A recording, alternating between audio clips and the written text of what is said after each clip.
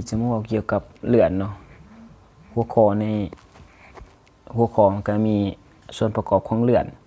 และก็จะมีหน้าที่การของเลือดและกระบวนการสร้างของเลือดและต่อมาก็จะมาเว้าเกี่ยวกับกลไกการควบคุมการผลิตของเม็ดเลือดแดงเนาะ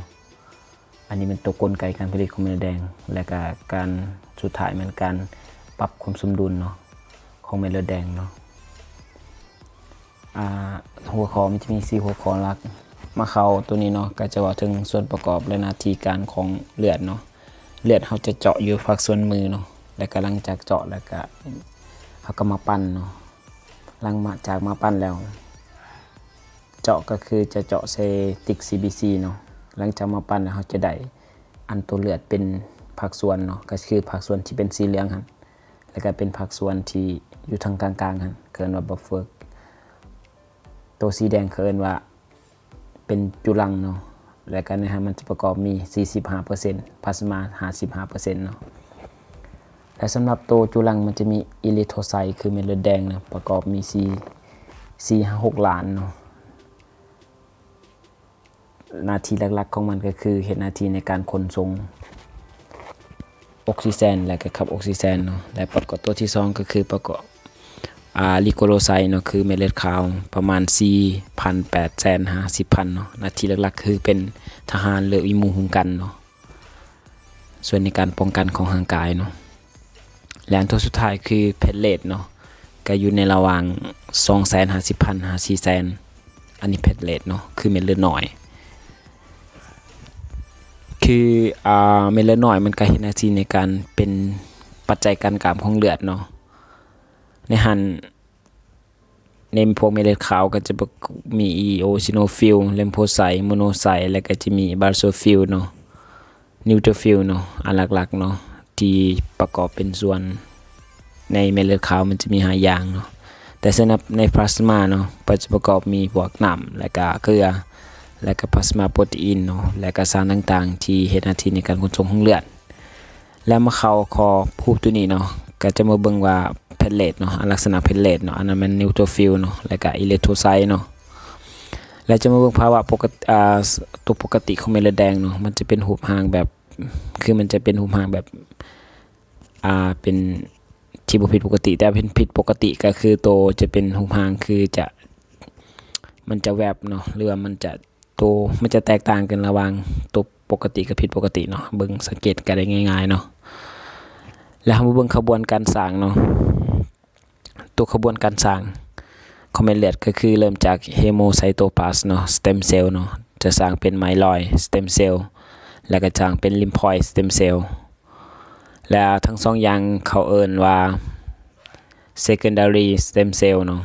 ตัวนี้เนาะสำหรับไมลอยด์สเต็มเซลล์มันจะมีนิวโทรฟิลเนาะที่ผลิตเนาะที่มันสร้างออกมาแล้วก็อิริโทไซต์เม็ดเลือดแดงแล้วก็เม็ดเลือดน้อยเนาะที่ผลิตมาแล้วก็อีโนสโนฟิลแล้วก็โมโนไซต์แล้วก็บาโซฟิลเนาะที่มันสร้างขึ้นมา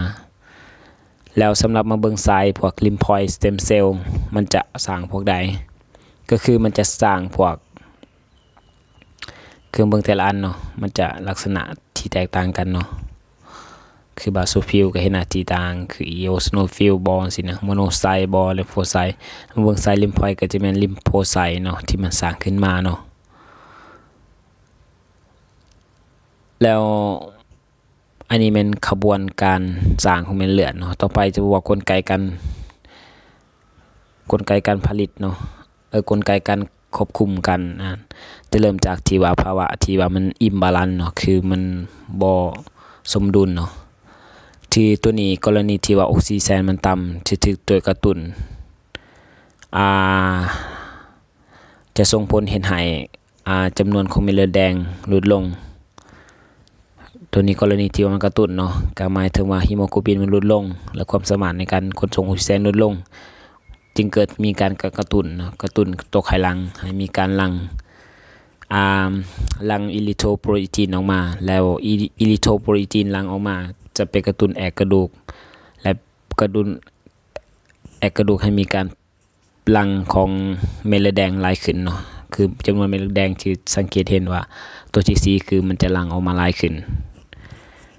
ถ้ามันหลั่งออกมาหลายขึ้นแล้วการขนส่งออกซิเจนความสามารถในการขนส่งออกซิเจนก็จะเพิ่มขึ้นและ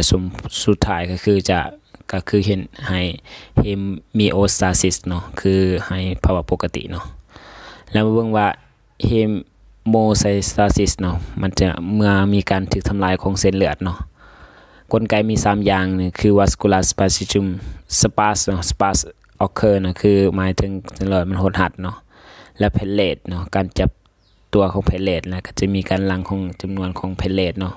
ไพรบินต่างๆแล้วก็เห็นให้มีการก่อตัวกันโดยลักษณะคือไพรบินมันคอสเนาะคือมันจับตัวกันเนาะมันกามเนาะ